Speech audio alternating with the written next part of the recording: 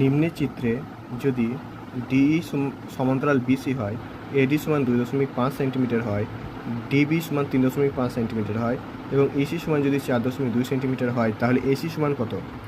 আমরা জানি কোনো একটা ত্রিভুজ এর মধ্যবিন্দু যদি যুক্ত করা হয় তাহলে ওপরের ত্রিভুজ আর নিচের ত্রিভুজ সদৃশ হয়, মানে A B C R A DE ত্রিভুজ দুটো হচ্ছে সদৃশ। ঠিক আছে, তাই যদি হয় তাহলে এডি বাই এবি সমান এই বাই এসি হয়। তাহলে এই ক্ষেত্রে এডির মান দেওয়া আছে 2.5 সেন্টিমিটার আর ডিবির মান দেওয়া আছে 3.5 সেন্টিমিটার। তাহলে এবির মান তো 2.5 সেন্টিমিটার আর এবি তাহলে কি টোটালটা 3.5 আর 2.5 মানে 6। আর এইর মান যদি আমরা এক্স ধরি তাহলে এসি কত হবে? X plus 4.2। এখান থেকে এক্সের মান বার করলাম, বার করার পর এসি যেহেতু 4.2 প্লাস এক্স, তাই এসির মান হবে 7.2 এক্স, 7.2 সেন্টিমিটার। ধন্যবাদ। কী টপিকে তোমরা ভিডিও চাও কমেন্টে জানিয়ে।